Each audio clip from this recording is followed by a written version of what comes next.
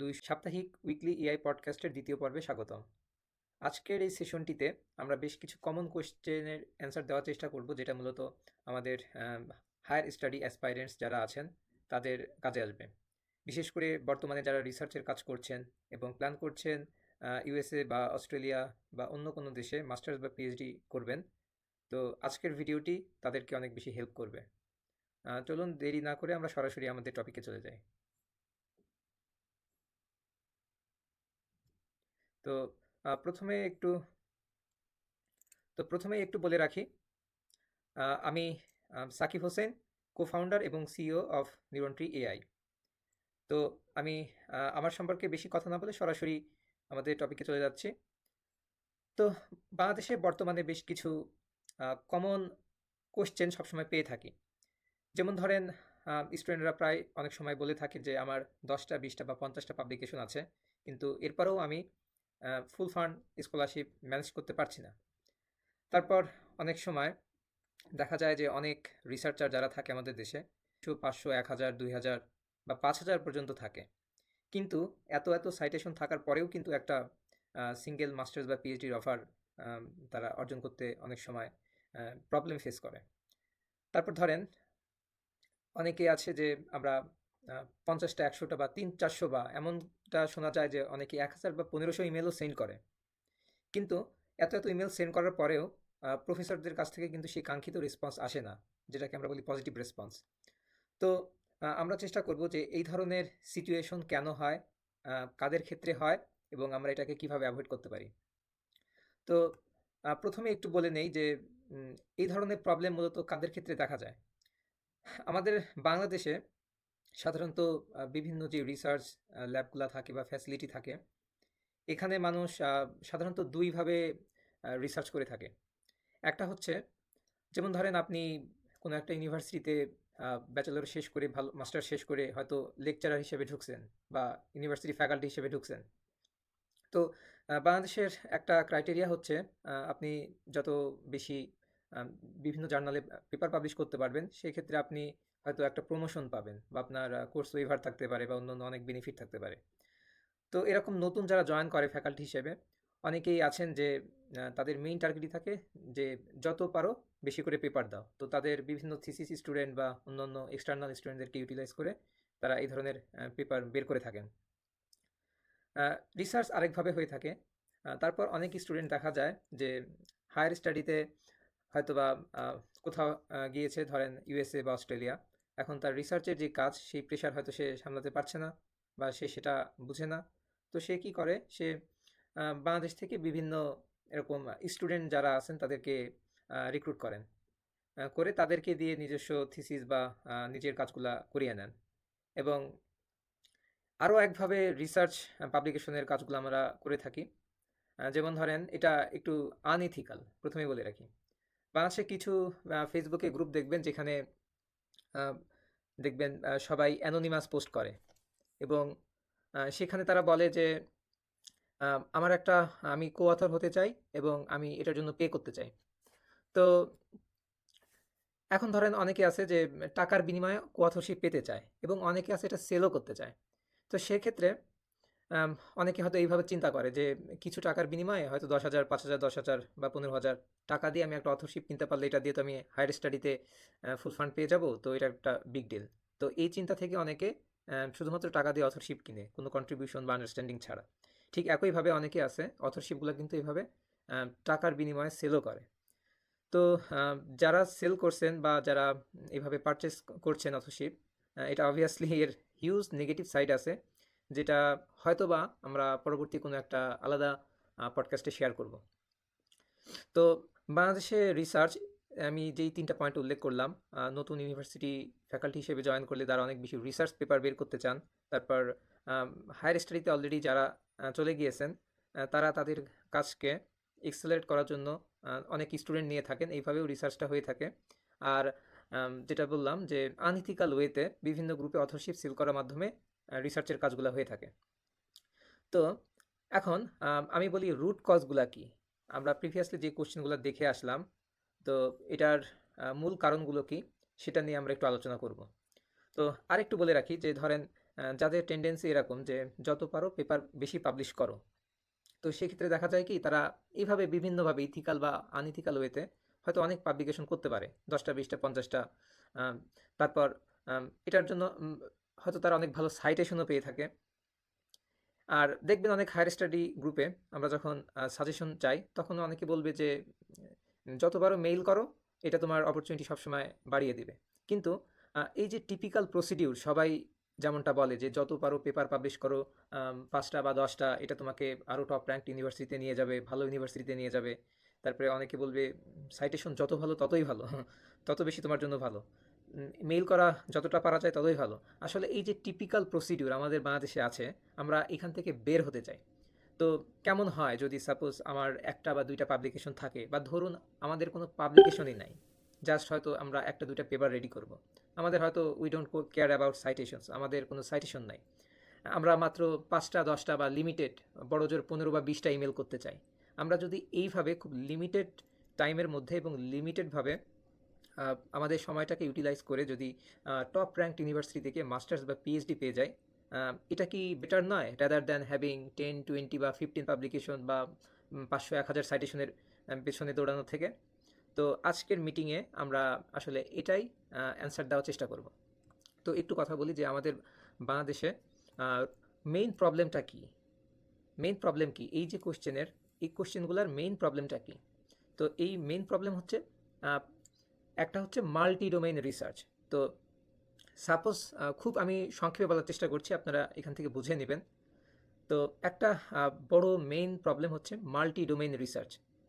তো একটা রিসার্চার যখন বিভিন্ন ধরনের ফিল্ডে বিভিন্ন ডাইভার্সিটি মেনটেন করে পেপার বের করে, তার জন্য হায়ার স্টাডিতে একটা ফুল ফান্ড মাস্টার্স বা পিএইচডি পাওয়া অনেক বেশি টাফ, ইভেন একটা ইন্টারভিউ কল পাওয়া অনেক টাফ।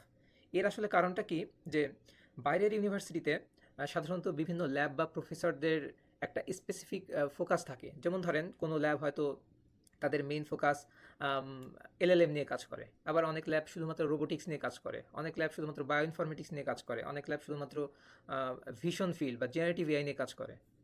তো তো প্রবলেম হয় কি, যে আমাদের বাংলাদেশে আমরা বিভিন্ন এই ধরনের ভুলভ্রান্তির কারণে, যে আমরা অনেক বেশি পেপার সাইটেশনের যখন চেষ্টা করি, তখন আমরা বিভিন্ন মাল্টি ডোমেনে রিসার্চ করি। তো এই মাল্টি ডোমেনে ধরেন আপনার 20টা পাবলিকেশন আছে। তো 20টা পাবলিকেশন থাকা সত্ত্বেও আপনি হয়তো নিজেকে ধরে নিচ্ছেন যে আমি খুব ওভার কনফিডেন্ট, আমার 20টা পাবলিকেশন আছে, আমি তো যেখানেই ইমেল করবো সেখানে ইন্টারভিউ কল পাবো। কিন্তু বাস্তবতা দেখা যায় যে আপনি 50টা 100 200-500টা ইমেল দিয়েও কিন্তু কাঙ্ক্ষিত ফলাফল পাচ্ছেন না। তো এর কারণ হয় যে প্রফেসর বা তাদের যে সিনিয়র পিএইচডি পোস্টডক স্টুডেন্ট থাকে, তারা যখন আপনার সিভিটা দেখে তারাও আসলে কনফিউজড হয়ে যায়। তো আম, যেটা বললাম যে এখানে আপনার ফোকাসড রিসার্চ করা অনেক বেশি ইম্পর্টেন্ট মাল্টি ডোমেন বা বিভিন্ন ডাইভার্স রিসার্চ রিসার্চ করার থেকে। তো একটু আরেকটু কোয়ান্টিটেটিভভাবে আপনাদেরকে বোঝানোর চেষ্টা, আচ্ছা। তো তো যাই হোক, আমি আপনাদেরকে একটু কোয়ান্টিটেটিভভাবে বোঝানোর চেষ্টা করি। যেমন ধরেন আপনার 20টা পাবলিকেশন আছে। এখন আপনি চিন্তা করছেন আমি আমার অনেকগুলো পাবলিকেশন আছে, আমি যে ইউনিভার্সিটিতে অ্যাপ্লাই করব সেখান থেকে হয়তো ইজিলি ইন্টারভিউ কল পাবো বা ফুল ফান্ড স্কলারশিপ পেয়ে যাব। কিন্তু বাস্তবতা টোটালি ভিন্ন। এখন তারা আসলে কিভাবে চিন্তা করে এটা আমাদের বোঝা ইম্পর্টেন্ট।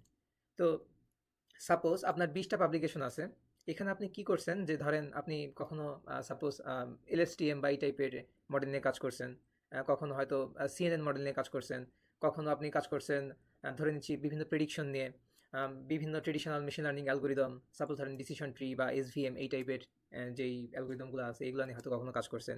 তারপর আমার হুট করে ভালো লাগছে, আমি ইউলো মডেল নিয়ে কাজ করলাম। তারপর আমার হঠাৎ করে ভালো লাগলো যে এনএলপির উপরে কিছু রিসার্চ করি, এলএলএম এর উপরে একটা পেপার বের করি, কিছু রিভিউ পেপার বের করি, কিছু বুক চ্যাপ্টার করি, কিছু কনফারেন্স করি, জার্নাল পেপার বের করি। তো এই যে বিভিন্ন টাইপের মাল্টি ডোমেইনে যখন রিসার্চটা করা হয় তখন প্রফেসররা নিজেরাও কনফিউজড হয়ে যায়। প্রফেসর মনে করে যে এই স্টুডেন্ট সে ডিসপারেটলি শুধুমাত্র নাম্বার অফ পাবলিকেশনের উপর ফোকাস, নাম্বার অফ সাইটেশনসের উপর ফোকাস। তো তারা চিন্তা করে এ আসলে কখনো ভালো ইনডেপথে যেতে পারবে না, এর দ্বারা কখনো ইনডেপথ রিসার্চ সম্ভব না, কোনো আপনার ডিপ লেভেলের স্কিল যেগুলো প্রয়োজন এই ধরনের কাজে সে সক্ষম না। তো আহ, এই ধরনের ডিসপারেট ফিল্ডে যারা রিসার্চ করে তাদের এটা একটা ইন্ডিকেশন ক্রিয়েট করে যে এদের আসলে একটা ল্যাক অফ ডিপ ফোকাসের ব্যাপার আছে, বা তারা একটা নির্দিষ্ট ডোমেনকে স্পেশালাইজড করতে অসক্ষম বা সক্ষম নয়।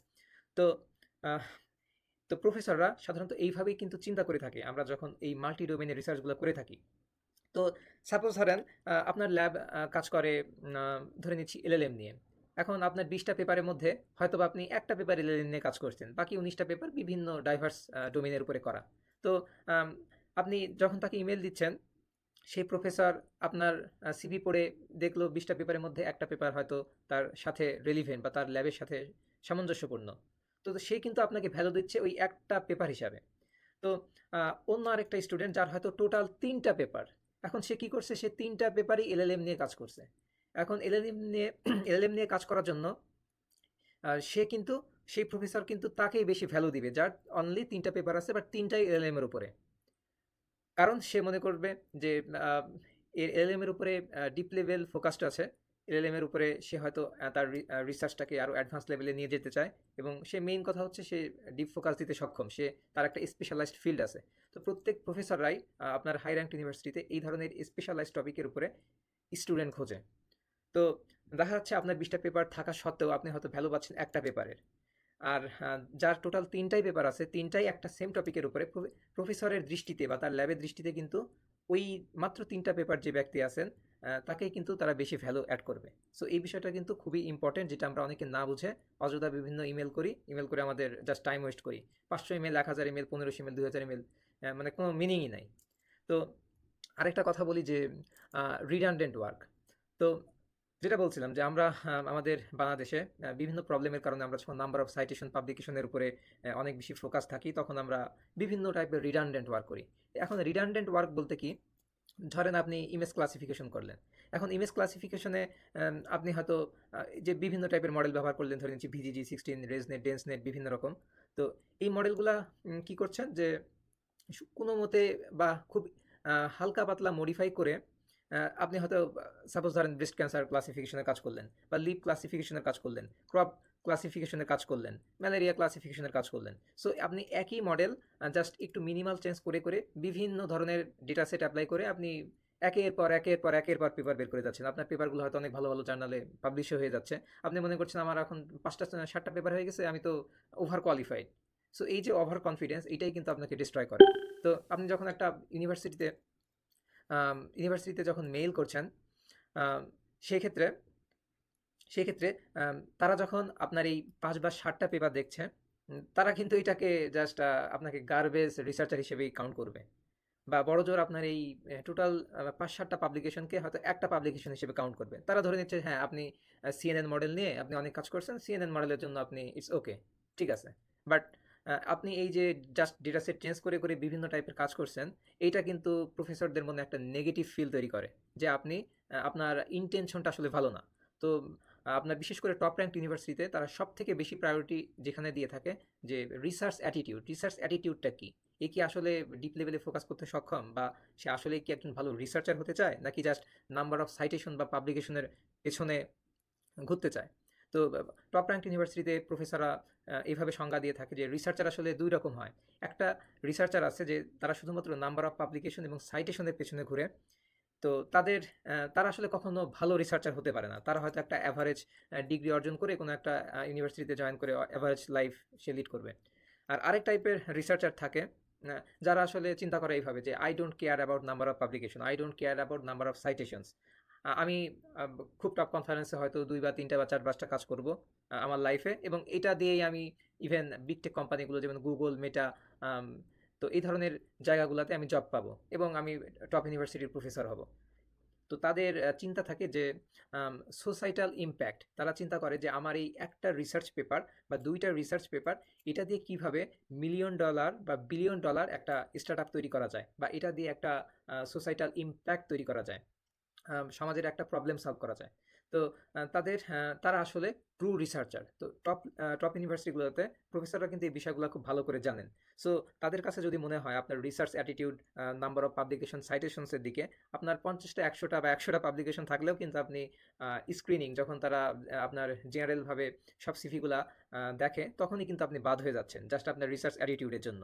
কারণ তাদের এক্সপিরিয়েন্স থেকে যেটা ওরা চিন্তা করে যে এই ধরনের রিসার্চ অ্যাটিটিউড যারা আছে তারা কখনোই খুব ভালো লেভেলে পৌঁছাতে পারে না। আর টপ লেভেল ইউনিভার্সিটিগুলো কখনোই এই ধরনের স্টুডেন্টদেরকে রিক্রুট করে না। তো আমি যখন কাইস টিআইতে আসছিলাম, আমাকে প্রথম ইন্টারভিউতেই কিন্তু প্রফেসর এই কথাগুলো বলছিল যে যার মধ্যে অ্যাজিলিটি আছে, নাম্বার অফ পাবলিকেশন সাইটেশনসের পেছনে যারা থাকে, মাল্টি ডোমেইনে রিসার্চ করে, তারা কখনোই আসলে ভালো হতে পারে না, তাদেরকে টপ লেভেল ইউনিভার্সিটিতে নেওয়া হয় না।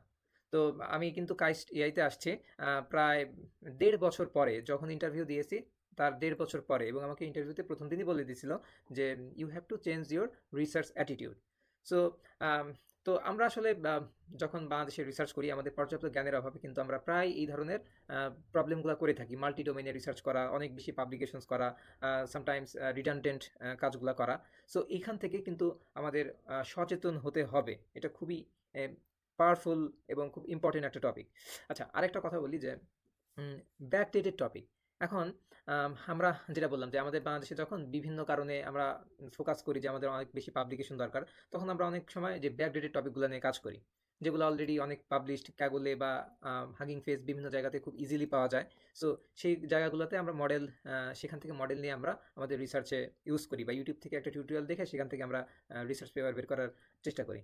তো এই ধরনের বিভিন্ন যে ব্যাকডেটেড টপিক থাকে, এই ব্যাকডেটেড টপিকে কাজ করে কিন্তু আপনি 15টা 20টা 100টা পাবলিকেশন করেও কিন্তু কখনোই ভালো ইউনিভার্সিটিতে যেতে পারবেন না। তো ধরেন সাপোজ একটা এক্সাম্পল দিই, বর্তমানে অনেকে রিসার্চগুলা, ধরেন আপনি সিএনএন মডেল নিয়ে কাজ করছেন, আপনি কম্পিউটার ভিশনে কাজ করবেন বা ইমেজ ক্লাসিফিকেশন কাজ করবেন। এখন ধরেন সিএনএন যে মডেলগুলো ভিজি 16, 17 বা এই ধরনের যে মডেলগুলো আছে, এগুলো কিন্তু অনেক আগের, ধরেন 2017 সাল বা 18 সাল, সেই সময় বা সেই দিকে 2010 থেকে 20 এই সময়ের মধ্যে এই টাইপের সিএনএন মডেলগুলো ডেভেলপ হয়। তো এই ধরনের টপিক নিয়ে আপনি অনেক অনেক বেশি পাবলিকেশনের কাজ করবেন, এটা কিন্তু বাইরের ইউনিভার্সিটিতে প্রফেসর ভ্যালু দিবে না। প্রফেসর ভ্যালু দিবে কি, যদি আপনি এখন ভিআইটি নিয়ে কাজ করেন। তো সবসময় খেয়াল রাখতে হবে যে কখনোই ব্যাকডেটেড টপিক বা পুরাতন মডেল নিয়ে কাজ করা যাবে না। আপনাকে স্টেট অফ দ্য আর্ট মডেলগুলা সম্পর্কে ধারণা থাকতে হবে, বা ট্রেন্ডিং সম্পর্কে অ্যাটলিস্ট আপনার জানাশোনা থাকতে হবে। আদারওয়াইজ এই ব্যাকডেটেড টপিকে কাজ করে কিন্তু কখনোই ফুল ফান্ড ম্যানেজ করতে পারবেন না, প্রফেসর ম্যানেজ করতে পারবেন না, কারণ তারা এই কাজ অলরেডি 5, 7, 10 বছর আগে করে আসছে। They are not interested to work on this topic anymore. So we have to be careful about choosing our topic. কিন্তু বাংলাদেশে আমাদের পর্যাপ্ত বা ভালো সুপারভাইজারের অভাবে আমরা এই জিনিসগুলো বুঝি না, আমরা ব্যাকডেটেড টপিকে কাজ করি। সো এই যে মাল্টি ডোমেইনের রিসার্চ, রিডান্ডেন্ট ওয়ার্ক, ব্যাকডেটেড টপিকে কাজ করা, এগুলাই কিন্তু আমাদের এই এই প্রবলেমগুলোর কারণ, যে আমার 10, 20টা 50টা পাবলিকেশন হয়ে যাচ্ছে, বাট তারপরেও আমি ভালো স্কলারশিপ কাঙ্ক্ষিত ইউনিভার্সিটিতে যেতে পারছি না, আমার এত সাইটেশন তারপরেও একটা ভালো অফার পাচ্ছি না, এত এত ইমেল সেন্ড করেও আমি একটা ভালো রেসপন্স পাচ্ছি না। এর কারণ কিন্তু এই কারণগুলো, multi domain research, redundant work, backdated টপিকে কাজ করা। আচ্ছা, এবার আমরা সব থেকে সেশনের ইম্পর্টেন্ট কোশ্চেনে আসি, যে কেমন হয় যদি সাপোজ আমি একটা হাই র্যাঙ্ক ইউনিভার্সিটিতে চান্স পাই, আমার হয়তো কোনো পাবলিশড পেপারই নাই, হয়তো আমি 1টা থেকে 2টা পেপার জাস্ট সাবমিট করে প্রিপ্রিন্টে রাখছি, আমার কোনো সাইটেশনও হয়নি, আমি জাস্ট 10টা থেকে 20টা ইমেল করতে চাই, এর মধ্যেই আমি প্রফেসর ম্যানেজ করতে চাই। তো এরকম হলে কেমন হয়? সো আজকের সেশনের সব থেকে গুরুত্বপূর্ণ টপিক এটাই, যে the strategic path to success. So প্রথম পয়েন্টে কথা বলি যে ফোকাস অন সোটা রিসার্চ। একটু আগে কথা বললাম যে আমাদের স্টেট অফ দ্য আর্ট টপিকে কাজ করতে হবে। এখন বর্তমান 2026-27 সালে এসে আপনি এখন ওই পুরাতন ধরেন 1600-1700 বা আপনার 2010 থেকে 20 সালের মধ্যে যেই পেপারগুলো অ্যালেক্সনেট বা আপনার ধরেন বিজি 16 বা রেজনেট 50 এই টাইপের মডেল নিয়ে যদি আপনি ভরি ভরি পাবলিকেশন করেন, এটা কিন্তু আপনাকে ভ্যালু অ্যাড করবে না। ভ্যালু অ্যাড করবে কি, আপনি যদি ভিআইটি নিয়ে কাজ করেন। তারপর ধরেন আপনি ডিফিউশন মডেলে কাজ করেন। এখন ডিফিউশন মডেলের মধ্যে বিভিন্ন টাইপের টপিক আছে, ধরেন ইউনিট বেসড মডেল, তারপর ট্রান্সফর্মার বেসড মডেল, তারপর আপনার ফ্লো বেসড মডেল, বিভিন্ন টাইপের ইন্টারনাল টপিক আছে। তো এখন বর্তমানে ফ্লো বেসড মডেল, এটা কিন্তু kind of SOTA, state of the art. So আপনি যদি ফ্লো বেসড মডেল নিয়ে কাজ করেন, এটার ভ্যালু কিন্তু আরও বেশি পাবেন rather than working on unit based model. So আমাদের ফোকাসড অন সোটা রিসার্চ, আমাদের স্টেট অফ দ্য আর্ট টপিকে রিসার্চ করতে হবে। আরেকটা প্রবলেম হচ্ছে, আরেকটা যেটা করতে হবে, যে সলভ কোর প্রবলেমস। এখন বাংলাদেশে আমরা যেটা করি যে যখন আমাদের কাছে আমাদের নিউরন ট্রিতে সিভি আসে, সবাই দেখা যায় যে classification, prediction, detection, classification, prediction, detection, মানে এর বাইরে কোনো স্টুডেন্ট নাই যারা আসলে কোনো একটা কোর টপিকে কাজ করে বা কোর প্রবলেম সলভ করে, এরকম স্টুডেন্ট পাওয়া খুবই দুষ্কর। তো আপনাকে এই ধরনের simple task, classification, detection, prediction, এই জায়গাগুলো থেকে শিফট হয়ে আপনাকে আরও কোর লেভেলে ফোকাস করতে হবে। যেমন ধরেন একটা উদাহরণ দেই সহজ করার জন্য, সাপোজ আপনি ডিফিউশন মডেল নিয়ে কাজ করেন। এখন সবাই ডিফিউশন মডেলে কী করে, যে আমি একটা সাপোজ হাগিং ফেস থেকে একটা ডিফিউশন মডেল ইনপুট করলাম, ইনপুট করে সেখানে একটা ইমেজ ইনপুট করলাম, সে আমাকে একটা আউটপুট দিল। আমি এই জেনারেশনের জন্য হয়তো কিছু ক্যালকুলেশন করলাম, সাপোজ ধরেন এফআইডি ক্যালকুলেট করলাম বা এরকম এসএসআইএম ক্যালকুলেট করলাম, এভাবে পেপার পাবলিশ করলাম। এটা হচ্ছে ইন জেনারেল, মানে ডিফিউশন মডেল ইমেজ জেনারেট করে, এটা আমি একটা প্রম্পট দিচ্ছি, সেখান থেকে একটা ইমেজ জেনারেট করে। তো এটার উপরে আমি কিছু হয়তো ম্যাট্রিক্স অ্যাপ্লাই করে রেজাল্ট বের করলাম। সো এই যে এই কাজটা, এই কাজটা কিন্তু আপনার অ্যাজ ইউজুয়াল কাজ, অ্যাজ ইউজুয়াল। তো আপনি এখন এই অ্যাজ ইউজুয়াল কাজের থেকে যদি বের হয়ে কোর প্রবলেমে ফোকাস করতে পারেন, এটা কিন্তু আপনার ভ্যালুটাকে বেশি অ্যাড করবে। তো যেমন ধরেন আহ, আপনি যদি এরকম চিন্তা করেন যে আমি ডিফিউশন মডেলে কাজ করি, ঠিক আছে, বাট এই ডিফিউশন মডেলের মধ্যে আমি হ্যালুসিনেশন নিয়ে কাজ করব। তো এক্সকিউজ মি, তো হ্যালুসিনেশনটা কি? সাপোজ ধরেন আপনি ডিফিউশন মডেলে আপনি একটা প্রম্পট দিচ্ছেন যে a lion and a tiger like standing together, or তারা হয়তো একটা নদীর পাশে দাঁড়িয়ে পানি খাচ্ছে। এখন আপনি এরকম একটা প্রম্পট দিলেন, এখন ডিফিউশন মডেল আপনাকে একটা লায়ন অ্যান্ড আপনার টাইগারের একটা ইমেজ ক্রিয়েট করে দেখালো। এখন ওই ইমেজে এরকম প্রবলেম প্রায়শই দেখা যায় যে ইমেজগুলো কি করে, যে ব্লেন্ড করে।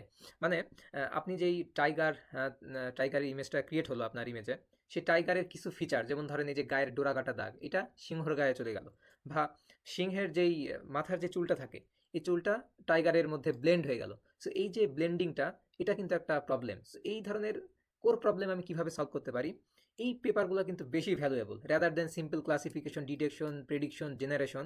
এই ধরনের 10টা গার্বেজ পেপারের থেকে একটা কোর লেভেলে প্রবলেম সলভ করছেন এরকম একটা পেপার দেখানো আপনার জন্য অনেক অনেক বেশি ভ্যালুয়েবল। এটা আপনাকে ইভেন টপ ইউনিভার্সিটিতে নিয়ে যেতে পারে।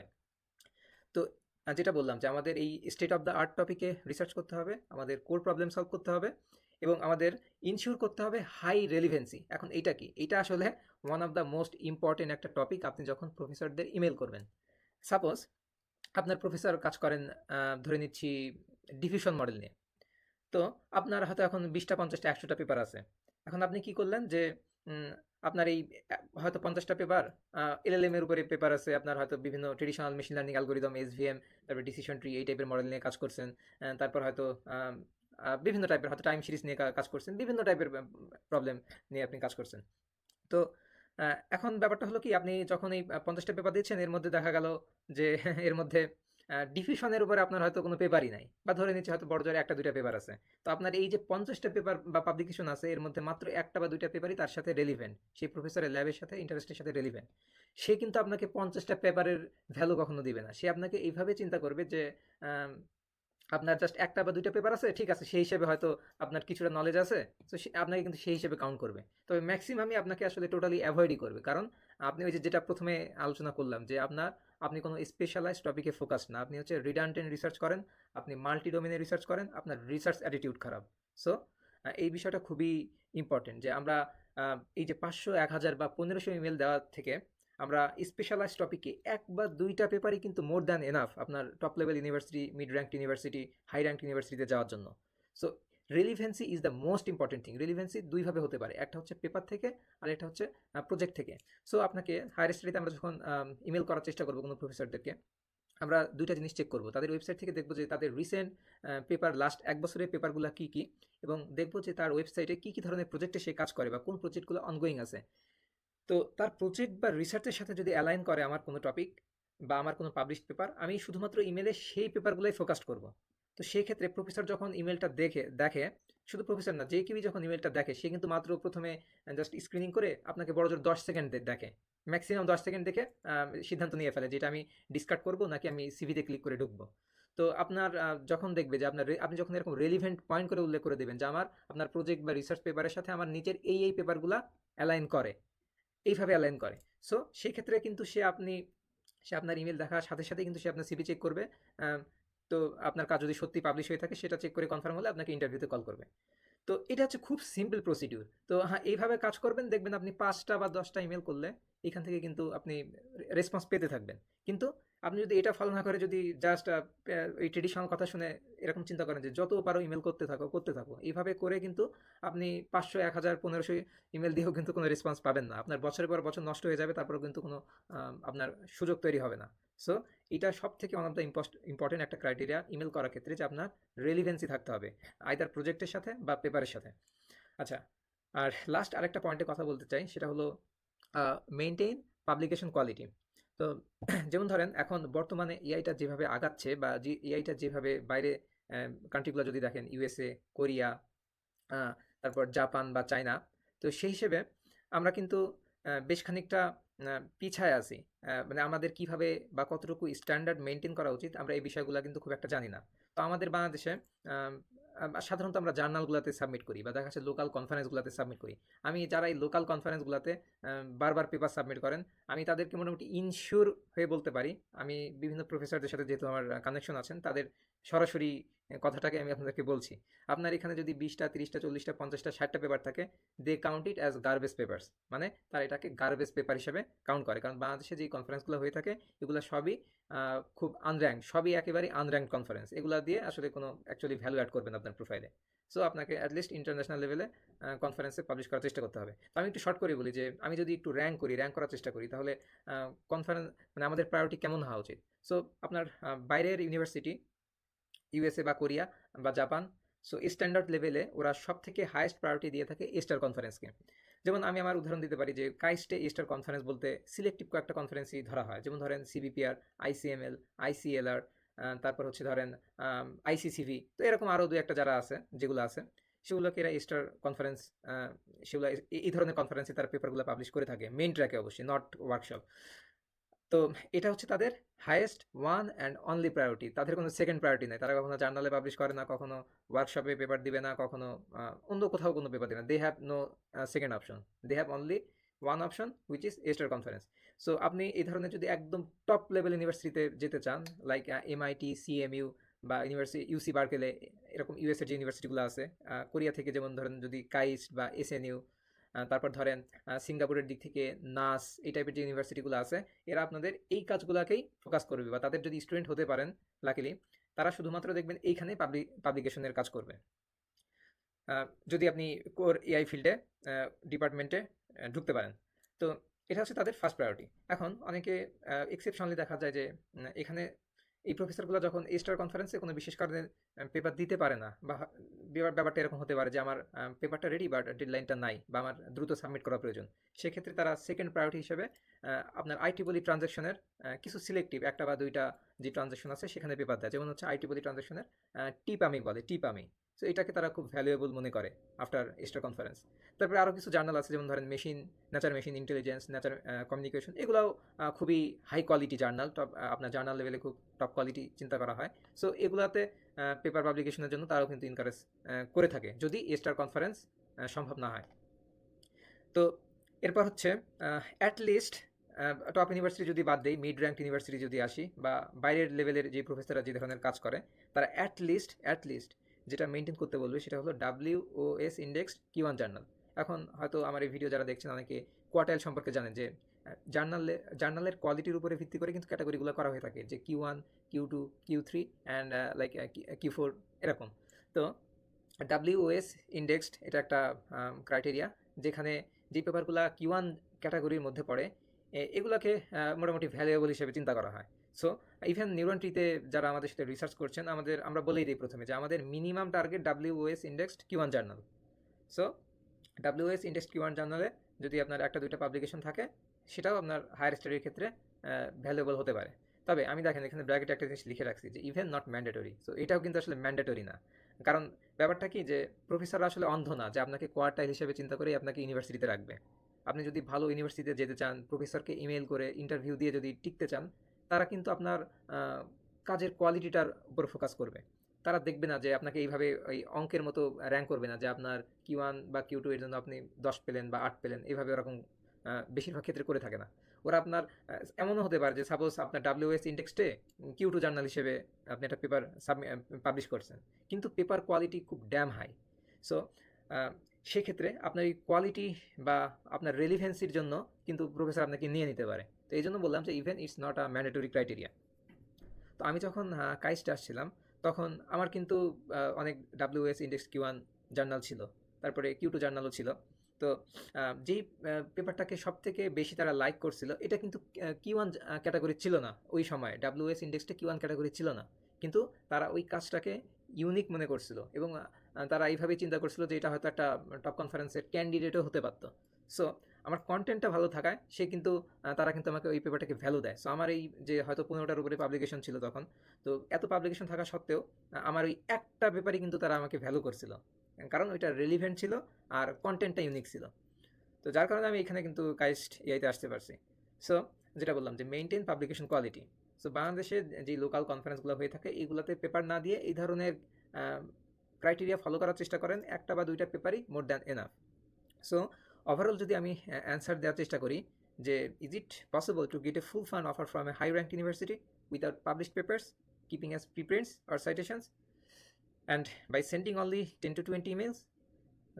The answer is yes. আসলে একদম সম্ভব। এখন অনেকে হয়তো বলবেন এগুলো হয়তো এক্সেপশনাল একটা দুইটা উদাহরণ দিয়ে হয়তো আমি বলতেছি, বাট আমি আপনাকে মোটামুটি 100% গ্যারান্টি দিয়ে বলতে পারি ইভেন আমাদের কাইস্ট এআই ডিপার্টমেন্ট, আমাদের কাইস্ট এআই হচ্ছে ওয়ার্ল্ডের one of the most toughest একটা ডিপার্টমেন্ট, যেখানে আপনার মাস্টার বা পিএইচডিতে আসা খুবই কঠিন। তো এইখানেও আমি আমার ফ্রেন্ডদের কথাই যদি বলি, আমার ল্যাবে যারা আছে এদের ম্যাক্সিমামেরই কিন্তু কোনো পেপারই ছিল না, কিন্তু তাদের ইনডেপথ নলেজ ছিল, তাদের রিসার্চ অ্যাটিটিউড ভালো ছিল, কোর প্রবলেম ফাইন্ডিংসের ব্যাপারে তারা সচেতন ছিল। সো তাদের এই ধরনের খুব রিসার্চ অ্যাটিটিউডটা পজিটিভ হওয়াতে প্রফেসররা কিন্তু তাদেরকে কাইস্টে অ্যাডমিশন দিয়েছেন। তো এটা তো অ্যান্সার হচ্ছে যে হ্যাঁ, অবশ্যই সম্ভব। সো আমি সাজেস্ট করবো যে 10-20টা 50টা পাবলিকেশন সাইটেশন এগুলার পেছনে না গিয়ে 1 থেকে 2টা কোর টপিকে কাজ করেন এবং বর্তমান প্রফেসররা ফরেন ইউনিভার্সিটিতে বা ল্যাবগুলোতে যেই টপিকগুলো নিয়ে কাজ করে সেই সোটা রিসার্চগুলো করেন, রেলিভেন্ট রিসার্চ করেন, কোর প্রবলেম সলভ করেন। এই ধরনের 1টা বা 2টা পাবলিকেশন মোটামুটি ভালো কোনো একটা ভেন্যুতে পাবলিশ করেন, দেখবেন it's more than enough to get a full fund scholarship in a top ranked university. আপনি ইজিলি টপ র্যাঙ্কড ইউনিভার্সিটিতে চান্স পেয়ে যাবেন। এখন তারপরেও আমি বলছি যে অনেকে হয়তো বা উদাহরণ দিতে বলবেন যে পারলে আমাকে একটা উদাহরণ দেখান বা কাউকে এনে দেখান। সো হ্যাঁ, আমি কথা দিচ্ছি আজকের এই সেশনে আমরা আমাদের নিউরন ট্রিতেই এরকম কয়েকজন আছেন যারা ঠিক এই পথটাই ফলো করছেন, যাদের কোনো পাবলিশড পেপার নাই, সাইটেশন নাই, এবং তারা কখনো 50, 100, 200টা ইমেলও করে নাই। তারা 1টা থেকে 2টা পেপার খুব ভালো টপিকে কাজ করে জাস্ট সাবমিট করছে, প্রিপ্রিন্টে রাখছে, এবং কী করছে যে মাত্র 10টা থেকে 20টা ইমেল বা 30টা ইমেল পাঠিয়ে কিন্তু নট অনলি তারা হয়তো 4-5টা ইউনিভার্সিটির উপর থেকে কিন্তু ফুল ফান্ড পিএইচডি মাস্টার্সের অফার পেয়ে গেছে। সো আমি কথা দিচ্ছি যে তাদেরকে আমি আমাদের নিউরন ট্রি এআইতে সরাসরি তাদেরকে নিয়ে আমরা একটা পডকাস্ট করব যে কীভাবে এটা আসলে সম্ভব। সো আমি আজকে যে টপিক নিয়ে কথা বললাম এটা এই আঙ্গুল দিয়ে আপনারাই প্রমাণ করে নেবেন যে আসলেই এটা সত্য কিনা। সো আমি কনফিডেন্টলি বলছি যে বাংলাদেশে ট্রেডিশনাল যে অ্যাপ্রোচগুলো আছে এই অ্যাপ্রোচগুলো থেকে আমাদের বের হতে হবে। সো আমরা যদি এখান থেকে বের হতে পারি তাহলে কিন্তু আমাদের জন্য সময় বাঁচবে, পরিশ্রম কম হবে। তো অনেকে দেখা যায় যে মাস্টার্স ব্যাচেলর শেষ হয়ে গেছে, বছরের পর বছর সময় নষ্ট করছে। এটা কিন্তু কখনোই মোটিভেশন না। আপনি আন্ডার গ্র্যাজুয়েট অবস্থাতেই আজকের এই সেশনেরই ক্রাইটেরিয়া মেনটেন করে 1টা-2টা পেপার যদি এইভাবে পাবলিশ করতে পারেন, এটাই কিন্তু আপনাকে ইনস্ট্যান্ট আপনার গ্র্যাজুয়েশনের পরে খুব অল্প সময়ের মধ্যে বাইরে ফুল ফান্ড পেতে সাহায্য করবে। সো আজকের সেশনটা বাংলাদেশের এই ট্রেডিশনাল প্রসিডিউরগুলোকে সম্পূর্ণভাবে নাকচ করে আমি নতুন কিছু দেওয়ার চেষ্টা করছি। আশা করি আপনি যদি ভিডিওটা দেখে থাকেন হয়তোবা এটা আপনাদের কাজে আসবে। আর এই ধরনের ইউনিক কন্টেন্ট আমরা নিউরন ট্রি এআই থেকে বারবার দেওয়ার চেষ্টা করব। আমরা ট্রেডিশনাল যে রুলগুলো আছে এগুলা থেকে আমাদের বের হয়ে কেন আসা উচিত বা কেন আমাদের আসতে হবে, এই টপিকগুলাই কিন্তু আমরা এমফাসাইজ করব আমাদের এআই উইকলি পডকাস্টে। সুতরাং আমাদের যারা দীর্ঘদিন ধরে ফলো করছেন, আমাদের ভিডিওগুলো দেখেন, ফলো করেন, সাবস্ক্রাইব করেন, শেয়ার করেন, সবাইকে সাহায্য করেন যে আমরা আসলে বাংলাদেশে নতুন একটা স্ট্যান্ডার্ড মেনটেন করতে চাই, রিসার্চের ক্ষেত্রে একটা স্ট্যান্ডার্ড মেনটেন করতে চাই, টিপিক্যাল প্রসিডিউর থেকে বের হতে চাই, যেটা আমাদেরকে গ্লোবালি টপ লেভেল ইউনিভার্সিটির সাথে তাদের মোটিভেশনের সাথে অ্যালাইন করে যাতে আমরা একটা সুন্দর বাংলাদেশ করতে পারি। সুতরাং আশা করি আজকের সেশনটা সবার অনেক কাজে আসবে, এখান থেকে আপনারা অনেক কিছু শিখতে পারবেন। সো কথা না বাড়িয়ে আজকের সেশন এখানে শেষ করছি। ধন্যবাদ।